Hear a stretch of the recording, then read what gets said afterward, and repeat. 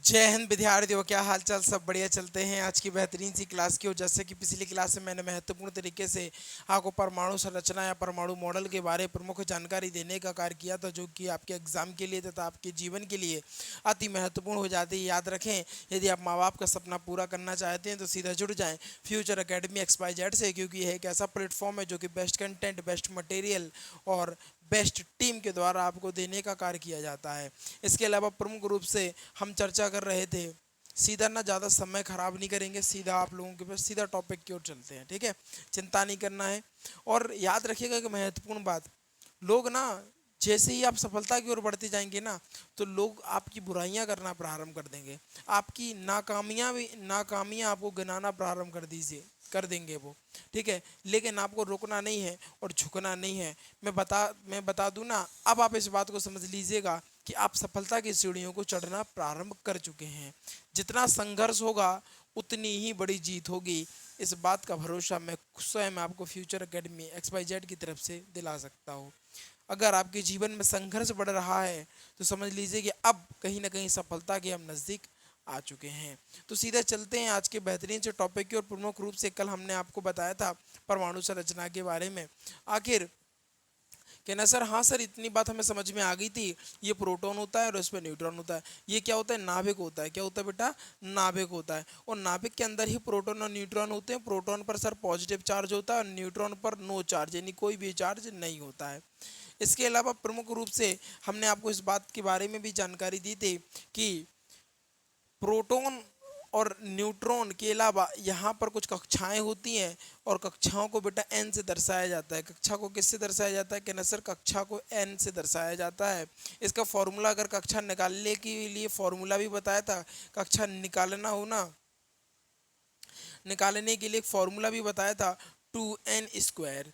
ठीक है, इसके अलावा यहाँ पे हमने इस बात को भी बताया था कि यहाँ पर इलेक्ट्रॉन होते हैं, और क्या होते हैं? इलेक्ट्रॉन होते हैं। क्या होते हैं? इलेक्ट्रॉन, और जो कि अपनी ही कक्षा में क्या कर रहे होते हैं? मूव कर रहे होते हैं।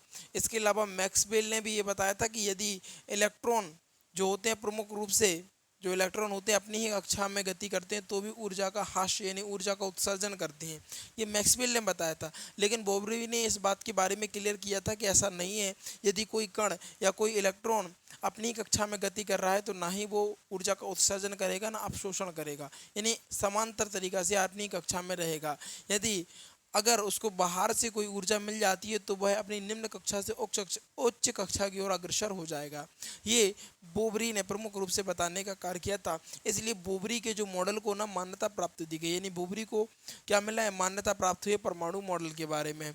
इसके अलावा हमने प्रमुख रूप से फिर आगे की तरफ जाना था कि जैसे कि प्रमुख रूप से हमने आपको बताया था, जैसे कि बहुत सारे क्वेश्चन हमने आपको करवाए थे इलेक्ट्रॉन निकालने के लिए, प्रोटॉन निकालने के लिए। ठीक है, तो अगर हम बात करें कार्बन, ऐसी इसी की बात कर लेते हैं, कार्बन 12 की। तो इसमें अगर हम बात करें, इलेक्ट्रॉन की संख्या बताइए, प्रोटॉन की संख्या बताइए, परमाणु क्रमांक बताइए, है ना, परमाणु भार बताइए, इसके अलावा न्यूट्रॉन बताइए। प्रमुख हो जाता है आपका न्यूट्रॉन, जो कहीं ना कहीं टक्कर देने का कार्य करता है। अगर इसमें इलेक्ट्रॉन की संख्या बात करें तो कहना सर, इसमें इलेक्ट्रॉन की जो संख्या होगी ना, वो प्रमुख रूप से इलेक्ट्रॉन यानी ये रहे, इलेक्ट्रॉन की संख्या 6 होती है। इलेक्ट्रॉन की संख्या क्या होती है? कहना सर, इलेक्ट्रॉन की संख्या ये रही। इसके अलावा प्रोटॉन, इलेक्ट्रॉन बराबर प्रोटॉन होता है, लेकिन मान्यता प्रोटॉन को ही, यानी रेफरेंस जो देंगे प्रमुख रूप से प्रोटॉन को देंगे, क्योंकि इलेक्ट्रॉन में एक खराबी होती है, आवारा कण होता है ना। ये क्या होता है? आवारा कण होता है। बाहर से कोई ऊर्जा मिलती है तो अपनी निम्न कक्षा से उच्च कक्षा की ओर अग्रसर हो जाता है, जिससे कि मॉडल डिस्टर्ब हो जाएगा। इसीलिए हम रेफरेंस देते हैं प्रोटॉन को। प्रोटॉन ये हमेशा एक समान जैसा रहेगा वैसा ही रहता है।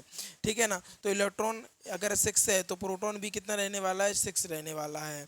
इसके अलावा प्रमुख रूप से बात करें परमाणु क्रमांक के बारे में, तो हमने आपको बताया कि परमाणु क्रमांक यहाँ पर रहता है।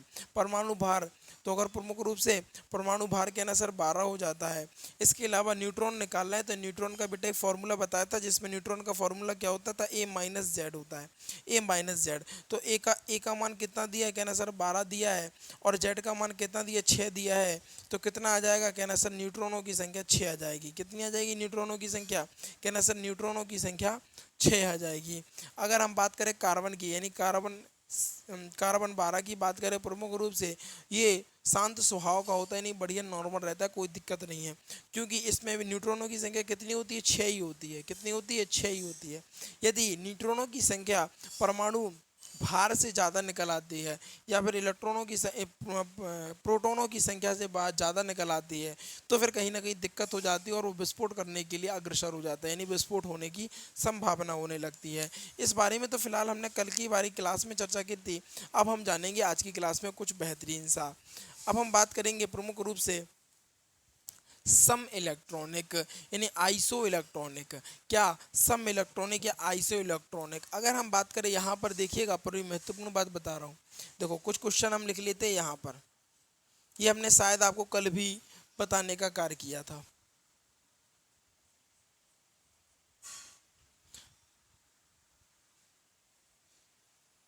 ठीक है, हमारे पास कुछ तत्व आपके पास यहाँ पर देखने को मिल जाते हैं। अगर हम इसमें इलेक्ट्रॉनों की संख्या निकालें तो कहना सर इलेक्ट्रॉन की संख्या निकाल लेंगे, कोई दिक्कत थोड़ी ना है, कोई दिक्कत थोड़ी ना है। लेकिन यहाँ पर प्लस, हमने कल ही आपको इस बारे में बताया था कि ये कि प्लस हुआ तो वो क्या करेगा, दान देने का कार्य करेगा, दान देगा।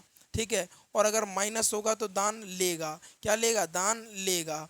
ठीक है, अगर अगर वो उस किसी भी तत्व के ऊपर प्लस है तो उसने क्या किया होगा, इलेक्ट्रॉनों का दान कर दिया होगा, और यदि माइनस है तो वो इलेक्ट्रॉनों को ग्रहण कर लिया होगा। इसीलिए रेफरेंस हम इलेक्ट्रॉन को नहीं देते हैं, क्योंकि ये चक्कर पकड़ करने की आदत है, क्योंकि कह सकते हैं ना थोड़े में या पैसे की तरफ भागने वाले, जैसे कुछ लोग होते हैं ना जो पैसे की तरफ भागते हैं, ऐसे ये इलेक्ट्रॉन है, जहां उसको पैसा दिखता था वहीं भाग जाता है। तो जहां पर भी प्लस दिखेगा आपको किसी भी तत्व के ऊपर, तो उसने क्या किया, इलेक्ट्रॉनों का दान किया है। और जहां पर माइनस दिखेगा उसने क्या किया, इलेक्ट्रॉन को ग्रहण किया है। ठीक है, तो यहाँ पर प्रमुख रूप से बात करें, प्लस कितने हैं, कहना सर 2 प्लस हैं, तो अगर 12 में से हम 2 घटा देंगे तो कितना बचेगा, कहना सर 10 बचेगा।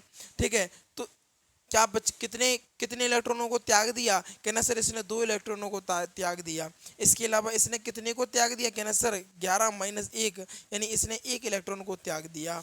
इसकी अगर बात करें प्रमुख रूप से, इसने कितने इलेक्ट्रॉनों को ग्रहण कर लिया, कहना सर इसने 2 इलेक्ट्रॉनों को ग्रहण कर लिया। आपने बताया माइनस का मतलब ग्रहण करना होता है, जितने माइनस उतनी संख्या, यानी 2 माइनस तो 2 संख्या, 1 प्लस तो 1 माइनस, 1 प्लस तो 1, और 2 प्लस तो फिर 2, यानी जितनी प्लस होंगे उतनी ही चीज़ों को हमें घटाना है, या जितने भी प्लस हो या जितने भी माइनस हो उनको जोड़ना या घटाना करना होता है। तो यहाँ पर देख रहे होगे क्या निकला हमारा, यहाँ पर देखो इलेक्ट्रॉन की संख्या कितनी निकली, 10। यहाँ पर भी इलेक्ट्रॉन की संख्या 10, यहाँ पर भी इलेक्ट्रॉन की संख्या 10। यानी यहाँ पर हमें प्रमुख रूप से जानने को मिलता है कि इलेक्ट्रॉनों की संख्या क्या है, समान है, इसलिए हम इनको सम न्यूट्रॉनिक कहते हैं, सम इलेक्ट्रॉनिक, सॉरी सम इलेक्ट्रॉनिक क्या बोलते हैं, सम इलेक्ट्रॉनिक के नाम से जानते हैं। अगर हम प्रमुख रूप से बात करें सम इलेक्ट्रॉनिक यानी आइसो इलेक्ट्रॉनिक,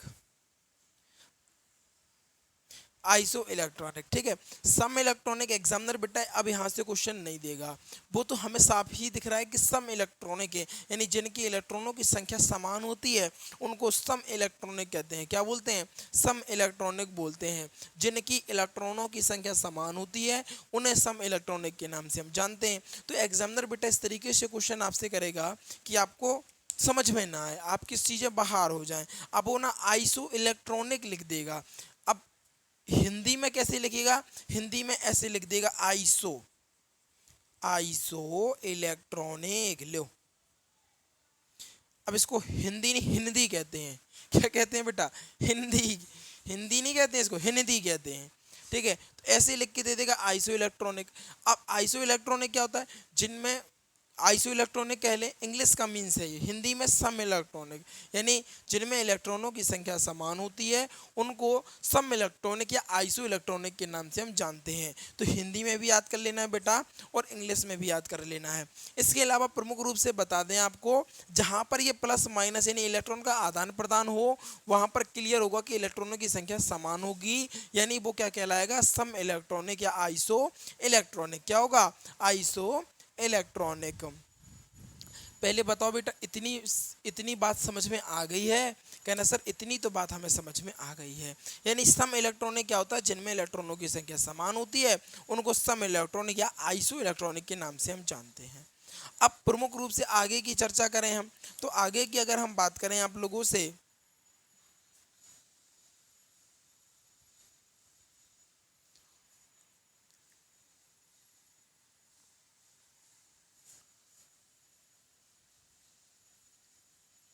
हाँ, इसको जाने।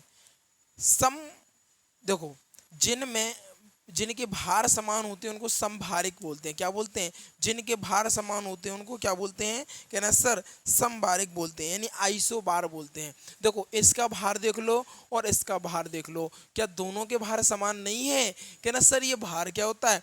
भार आपने देखा कोई भी तत्व रहेगा उसके ऊपर ही रहता है। जैसे कि आपने देखा होगा जो भार होता है, जैसे आपके यहाँ सब्जी बेचने वाली अगर आती हो तो डलिया को भी कहाँ रखती हैं? सिर पर रखती हैं। यदि आप गांव से बिलोंग करते हैं तो जो मटके के घड़े होते हैं उनको पानी भर के जो लाती हैं वो लोग, तो कहाँ पर रखते हैं? सिर पर रखते हैं। यानी कहाँ रखते हैं? ऊपर की ओर रखते हैं। कभी ऐसा देखा है कि भार को कभी नीचे की ओर हो? नहीं, प्रमुख रूप से ज़्यादा भारी होगा वो प्रमुख रूप से ऊपर की ओर रखें, या कंधे पर रखेंगे तो कंधा भी तो ऊपरी हो गया, सिर पर रखेंगे तो सिर भी तो ऊपरी हो गया। ठीक है, तो ये भार जो होता है ना प्रमुख रूप से ऊपर की ओर होता है। तो इसको हम जान लेंगे कि हाँ सर भार आपने बताया था ऊपर की ओर होता है, तो ये भार है। और ये परमाणु क्रमांक है। क्या है? परमाणु, ये परमाणु भार है और ये परमाणु क्रमांक है। तो दिक्कत तो होनी ही नहीं है आपको। ठीक है, क्योंकि अगर एक पता चल जाएगा कि परमाणु भार ये है तो परमाणु क्रमांक तो निकल ही आएगा, तो कोई समस्या ही नहीं होनी है। तो परमाणु भार यानी क्या बोलेंगे इनको हम? सम भारिक। क्या बोलेंगे? इनके भार दोनों के क्या है बेटा? समान है, इसलिए हम बोलेंगे समभारिक। क्या बोलेंगे? समभारिक। समभारिक। इंग्लिश में क्या बोलते हैं? कहना सर इसको इंग्लिश में बोलते हैं आइसोबार। क्या बोलते हैं? आइसोबार। अब एग्जामिनर आपसे दो ही तरफ से क्वेश्चन करेगा। समभारिक बड़ा सिंपल सा दिख रहा है कि समभार यानी जिनका भार समान होता है उनको समभारिक कहते हैं। बड़ी सिंपल तरीके से समझ में आ रही है। लेकिन एग्जामिनर आपको इस तरीके से नहीं देगा कि आपको समझ में आ जाए। वो थोड़ा सा क्वेश्चन को तोड़ेगा, मरोड़ेगा और तोड़ मरोड़ कर आपके सामने पेश करेगा। वो बताएगा, कहे कि बताइए इनमें से कौन सा इनमें से ये क्या है? तो क्या कहना सर ये जो है ना वो आइसोबार ऑप्शन देगा, समभारिक ऑप्शन ही नहीं देगा, वो आइसोबार ऑप्शन देगा। क्या देगा? आइसोबार ही केवल ऑप्शन वो देने का कार्य करेगा। वो बहुत आपकी किस्मत अच्छी हुई, बहुत ही बढ़िया किस्मत भाई, तो भैया वो दे सकता है संभारिक, अन्यथा वो अभी तक नहीं दिया। क्या देगा? वो आइसोबार देगा। और आइसोबार को हिंदी में नहीं, हिंदी में ऐसे लिख के दे देगा। क्या कर देगा? ऐसे लिख के। लो, ये हो गई हिंदी, हिंदी नहीं हिंदी। ठीक है, ये ऐसे दे देगा ऑप्शन में आइसोबार। है ना? समस्या यहाँ पर उत्पन्न हो जाती है कि बच्चों ने ना पूरी क्लियर तरीके से पढ़ा नहीं होता है और वो एग्जामिनर के झांसे में फंस जाते हैं और क्वेश्चन को गलत कराते हैं।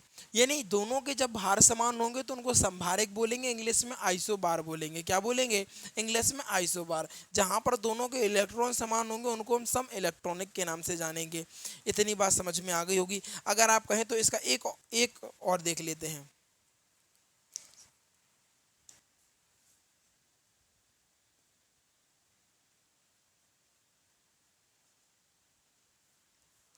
एक एग्जाम्पल और देख लेते हैं। ठीक है, अगर हम इनसे आपसे पूछे कि बताओ ये क्या है, तो कहना सर हमें दोनों के भार क्या दिख रहे हैं? समान दिख रहे हैं। दोनों के भार कैसे दिख रहे हैं? कहना सर दोनों के भार हमें समान दिख रहे हैं, इसलिए क्या कहलाएगा? कहना सर इसलिए ये समभारिक कहलाएगा। क्या कहलाएगा बेटा? कहना सर ये समभारिक कहलाएगा। इंग्लिश में कहना सर आइसोबार। क्या कहलाएगा? आइसोबार।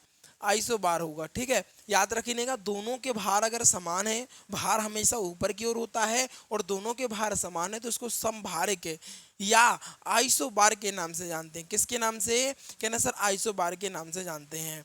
इतनी बात समझ में आ गई होगी। इसके मैंने दो एग्जाम्पल बता दिए और इसके हमने तीन एग्जाम्पल यानी सम इलेक्ट्रॉनिक के हमने कितने एग्जाम्पल बता दिए? कहना सर तीन एग्जाम्पल बता दिए, इसके दो हो गए। आगे की चर्चा करें? चलो भैया आगे की चर्चा और कर लेते हैं।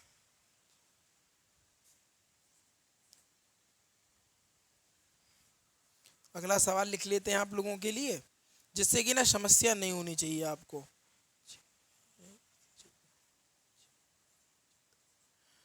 अच्छा, अब यहां पर बताओ। कहना सर अब ये हमें सम इलेक्ट्रॉनिक तो दिख नहीं रहे, क्योंकि सम इलेक्ट्रॉनिक में प्लस या माइनस होता है, यानी इलेक्ट्रॉन को बैलेंस करना होता। कहना सर ये सम इलेक्ट्रॉनिक है नहीं है। और समभारिक आपने बताया कि जिनके भार समान होते हैं उनको समभारिक बोलते हैं। तो कहना सर इनके भार भी हमें समान नहीं दिख रहे, तो क्या सर क्या है ये? देखो यहाँ पर आपको एक चीज दिख रही होगी, नीचे देखो परमाणु क्रमांक इनके सम दिख रहे हैं, क्या एक से दिख रहे हैं, इसलिए इनको बोलेंगे समस्थानिक। क्या बोलेंगे? समस्थानिक। क्या बोलेंगे? समस्थानिक। इंग्लिश में क्या बोलेंगे? जल्दी बोलो। आइसो, बोलो जल्दी। आइसो, आइसोटोप के नाम से जानेंगे। किसके नाम से? आइसोटोप,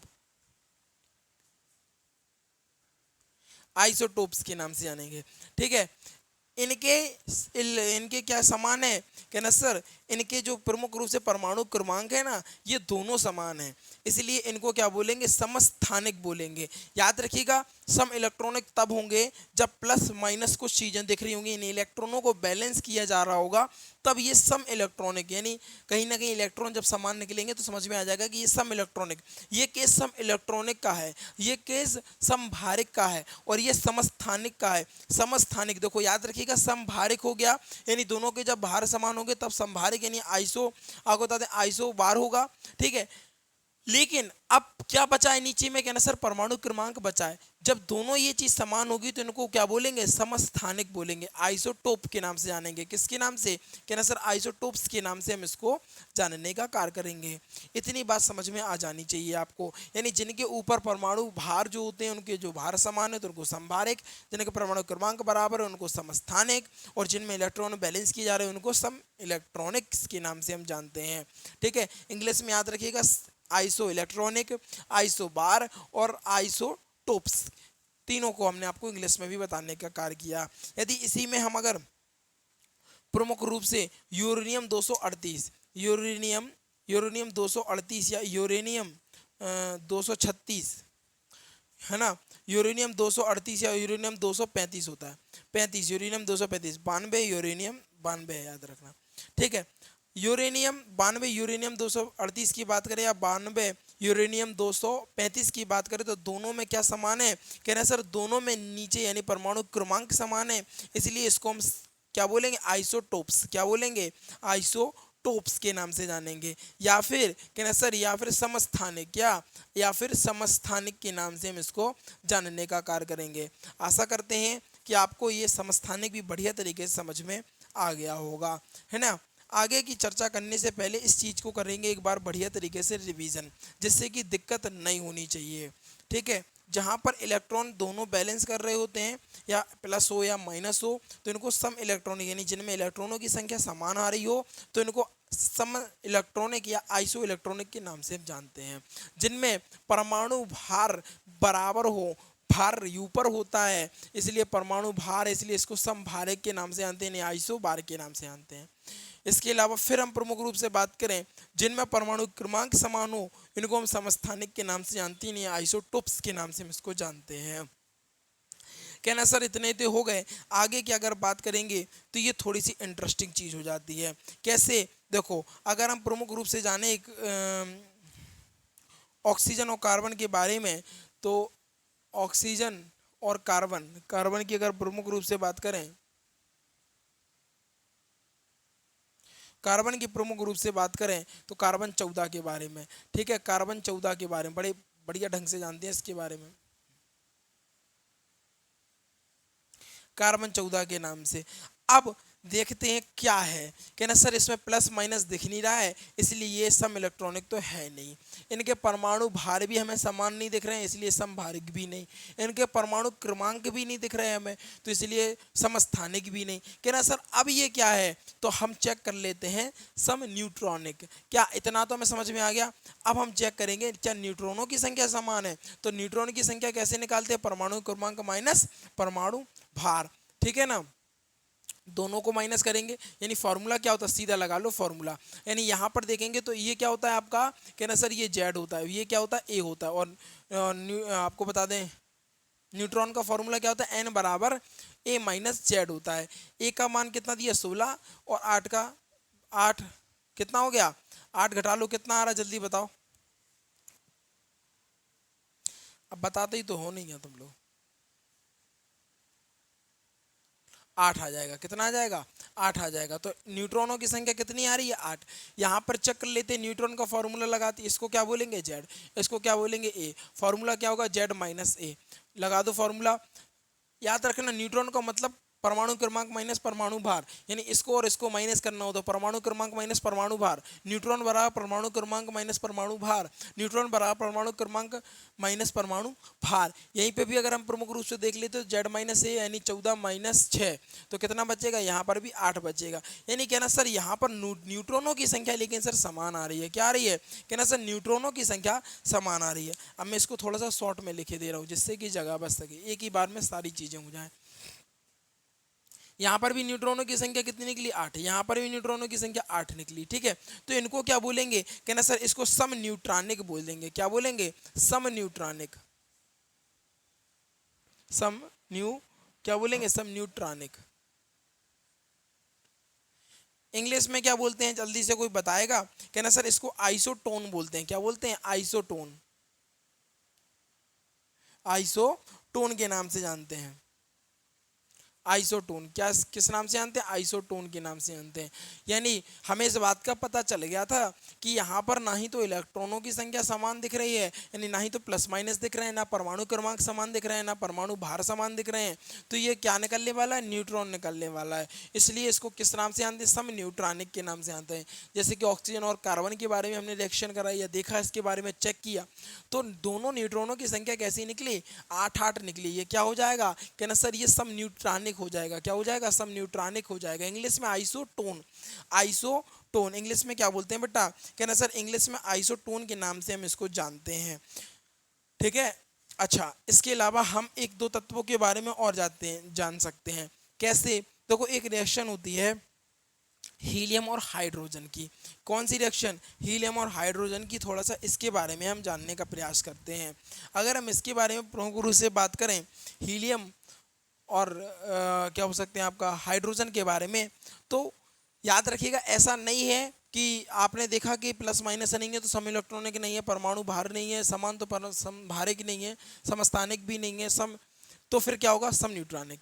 ऐसा नहीं है, आपको क्लियर करके देख लेना है क्या ये सम न्यूट्रॉनिक है भी कि नहीं है, अन्यथा आपके साथ घपला हो सकता है। क्योंकि ना एग्जामिनर अब घुमाने का प्रयास करने लगा है, एग्जामिनर अब घुमाता है बहुत ज़्यादा, तो आपको घूमना नहीं है। मैं बार बार कह रहा हूँ, यदि आप घूम जाएंगे तो फेल हो जाएंगे, सत्यता बता रहे हैं हम आपको, ठीक है। क्योंकि ना कुछ ऐसे भी एग्जाम्पल हैं जिनमें न्यूट्रॉनों की संख्या भी समान नहीं होती है, तो उनको क्या बोलते हैं, याद रखिएगा, उनको प्रमुख रूप से क्या बोलते हैं, कहना सर उनको हम प्रमुख रूप से नन, यानी इनमें से कोई नहीं, एक ऑप्शन भी रहता है उसको भी टिक करना होता है, कभी कभी उसको भी देख लेना चाहिए। तो कुछ एग्जाम्पल ऐसे भी आ जाते हैं, तो चेक कर लेना है। देखो ये तो देखने का काम है, ये तो सीधा सीधा दिख रहा है कि इलेक्ट्रॉनिक, ठीक है। ये क्या है, सिरे सीधे सीधे दिख रहे हैं। केवल एक कैलकुलेशन छोटी सी करनी है न्यूट्रॉन के लिए। न्यूट्रॉन का फॉर्मूला होता है परमाणु क्रमांक माइनस परमाणु भार, ठीक है, ये माइनस जेड, बस कोई दिक्कत ही नहीं है। तो एक सीधी सी लगा के लाइन, ये पता चल जाएगा इसमें सम न्यूट्रॉनिक है कि नहीं है, और नहीं है तो नन ऑफ दस, यानी इनमें से कोई नहीं भी ऑप्शन आपके पास वहाँ पर देखने को मिलता है। अगर हम प्रमुख रूप से एक रिएक्शन के बारे में जाने तो एक रिएक्शन को और समझ लीजिएगा थोड़ा सा आप लोग। हाँ तो विद्यार्थी एक बात को जानिए थोड़ा सा, अगर हम प्रमुख रूप से चर्चा करें, हीलियम में हाइड्रोजन के 3 रूप होते हैं। कौन कौन से, कहना सर H1H है ना, 1H2 और 1H3, ये 3 रूप होते हैं। और 3 रूप के नाम क्या होते हैं, इनको आप कमेंट में मुझे पिन करके बताएंगे, ठीक है। अगर हम प्रमुख रूप से पहले से अगर इसकी क्रिया कराएं, यानी H1H से कराएं, तो देखना ना ही तो ये सम इलेक्ट्रॉनिक है, ना ही तो ये समभारिक है, और ना ही ये समस्थानिक है। क्या ये सम न्यूट्रॉनिक भी है, कहना सर ना ही ये सम न्यूट्रॉनिक है, यानी इससे क्रिया वो नहीं करेगा। इसी में अगर हम प्रमुख रूप से H1H2 की बात करें प्रमुख रूप से, तो क्या ये समस्थानिक है, क्या नहीं है सर, समभारिक है, कहना सर नहीं है, सम इलेक्ट्रॉनिक है, कहना सर नहीं है, क्या सम न्यूट्रॉनिक है, कहना सर सम न्यूट्रॉनिक भी नहीं है, क्योंकि परमाणु क्रमांक -2, यहाँ कितना बचेगा 2 और यहाँ 1, यानी सम न्यूट्रॉनिक भी नहीं है, तो इससे भी क्रिया नहीं करेगा। यहीं पर अगर तीसरे पे आ जाते हैं प्रमुख रूप से, तो ये क्या क्रिया कर सकता है, कहना हाँ सर, चेक कर लेते हैं, क्योंकि ये परमाणु ना ही तो सम इलेक्ट्रॉनिक है, ना ही समस्थानिक है, और ना ही समभारिक, क्योंकि सम न्यूट्रॉनिक है, कहना हाँ सर, परमाणु क्रमांक माइनस परमाणु भार लगा देंगे, इसमें भी परमाणु क्रमांक माइनस परमाणु भार लगा देंगे, तो n की वैल्यू हमारी 2 आ जाएगी, यहाँ पर भी n की वैल्यू 2 आएगी। क्या निकल आएगा, कहना सर ये सम न्यूट्रॉनिक निकल आएगा, यानी आइसो, क्या निकलेगा, जल्दी बोलो क्या बोलते हैं इंग्लिश में, कहना सर आइसोटोन, क्या आइसोटोन, क्या निकलेगा आइसोटोन, यानी 1H3 ही हीलियम से क्रिया कर पाते हैं। यानी कोई भी तत्व हो, याद रखिएगा, क्रिया अगर करेगा तो 1H3 से ही वो कर पाएगा। ठीक है, इसके अलावा एक तत्व और हाइड्रोजन का होता है जिसको हम 1H1 के नाम से जानते हैं। हम क्या वन क्या नाम से जानते हैं? 1H1 के नाम से जानते हैं हाइड्रोजन को। अगर इसमें इलेक्ट्रॉनों की बात करें तो कहना सर क्या इसमें इलेक्ट्रॉन निकले न्यूट्रॉन निकलेंगे? कहना सर न्यूट्रॉन तो जीरो होंगे। अगर हम इसका चित्र बनाने का प्रयास करें या चित्र के माध्यम से थोड़ा सा आपको इसको बताएं तो यहाँ पर देखिएगा, बड़ी इंपॉर्टेंट सूचना दे रहा हूँ मैं आप यहाँ पे थोड़ा सा देखो। अगर हम चित्र की बात करें तो यहाँ पे क्या होंगे? प्रोटॉन होगा, प्रोटॉन की संख्या 1 होगी, न्यूट्रॉन 0 है। इसके बाद इलेक्ट्रॉन की संख्या कितनी होगी? कहना सर जी होगी, क्या होगी?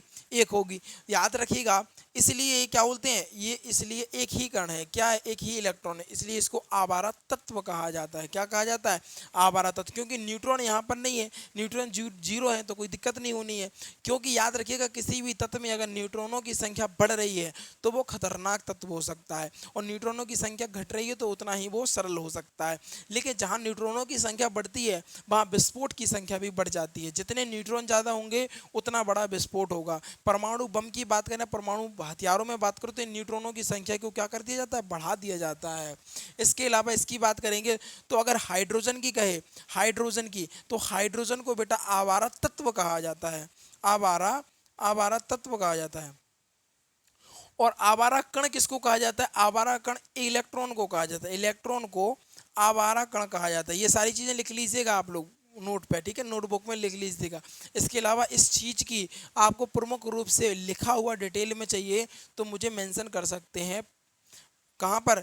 इंस्टाग्राम की आईडी पर, वहाँ पर आप मुझे मैसेज करिए, वहाँ पर मैं आपको इसका प्रिंट पूरा तरीके से दे दूंगा, है ना। जिन विद्यार्थियों के लिए जो इंपॉर्टेंट है उसकी सुविधा कर दी जाएगी। ठीक है, याद रखिएगा, मेरी इंस्टाग्राम की आईडी अजय509, अजय509। आप यहाँ पे जाएंगे, इंस्टाग्राम की मेरी आईडी मिल जाएगी, या फ्यूचर एकेडमी XYZ डाल दीजिएगा तो भी मिल जाएगी। ठीक है, वहाँ पर मुझे आप मैसेज कर दीजिए, कहना सर इसकी मुझे PDF चाहिए, तो मैं आपको यहाँ तक की पूरी PDF यहाँ पर आपको अपने माध्यम से प्रोवाइड करा दूंगा।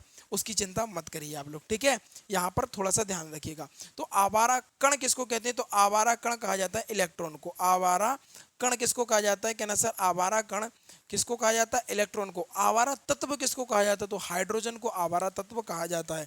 दोनों चीजों में अंतर है, दोनों को मिक्स नहीं कर सकते हैं। एग्जामिनर अगर आपसे कहे इस बात के बारे में कि बताइए कि आवारा कण किसको कहा जाता है, तो आवारा कण इलेक्ट्रॉन को कहा जाता है। और आवारा तत्व किसको कहा जाता है? कहना सर आवारा जो तत्व होता है वो हाइड्रोजन को कहा जाता है। दोनों चीजें आपको समझ में आ गई होंगी। सम इलेक्ट्रॉनिक को भी हमने समझा कि जिनमें प्लस माइनस देखे तो वो सम इलेक्ट्रॉनिक हो सकते हैं, उसको चेक कर लेंगे एक बार। बड़ा सिंपल सा तरीका बताया आपको, सम इलेक्ट्रॉनिक बताया। इसके बाद फिर हमने आपको संभारिक बताया। फिर संभारिक में बताया कि दोनों भार जब समान होते हैं तो उनको संभारिक या आइसोबार के नाम से जानते हैं। फिर उसके बाद बेटा हमने आपको समस्थानिक बताया, जिनमें परमाणु क्रमांक समान होते हैं उनको समस्थानिक के नाम से नहीं आइसोटोप्स के नाम से जानते हैं।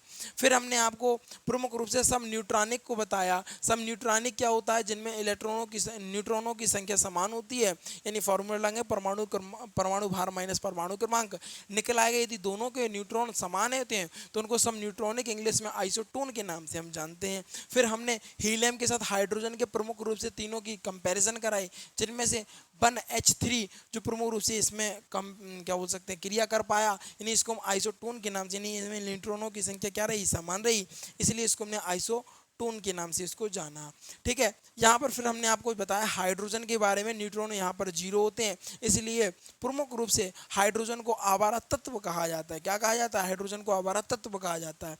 इसके अलावा आवारा कण बेटा इलेक्ट्रॉन को कहा जाता है। आवारा कण इलेक्ट्रॉन को कहा जाता है, आवारा तत्व हाइड्रोजन को कहा जाता है। ये दोनों चीजें अलग अलग है, मिक्स मत कर लीजिएगा। ये चीजें थी आज की, प्रमुख रूप से आपके साथ मैंने चर्चा करने का कार्य किया, और चीजें बढ़िया लगी ना, और जानदार शानदार लगी। यार नोट चाहिए या PDF चाहिए, कोई दिक्कत है इंस्टाग्राम पर आइए, इंस्टाग्राम पर प्रमुख रूप से मुझे एक बार मैसेज करिए। मैसेज करने का तुरंत ही आपके पास व्यवस्था कर दी जाएगी नोट्स की। ठीक है, इसके लिए आप बेफिक्र रहिए।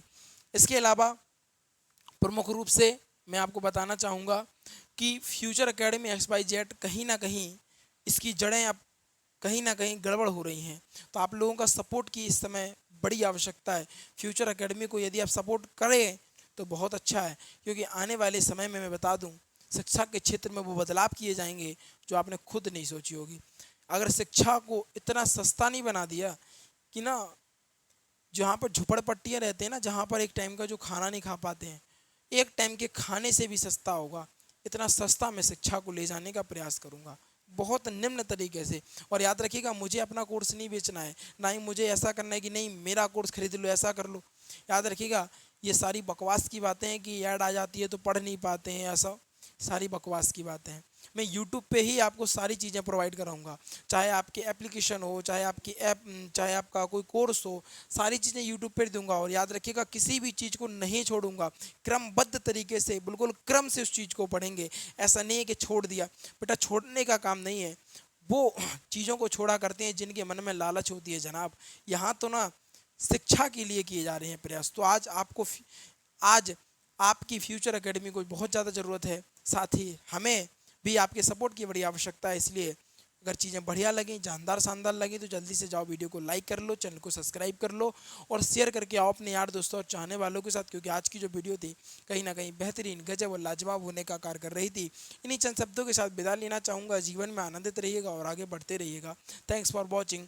जय हिंद, जय भारत।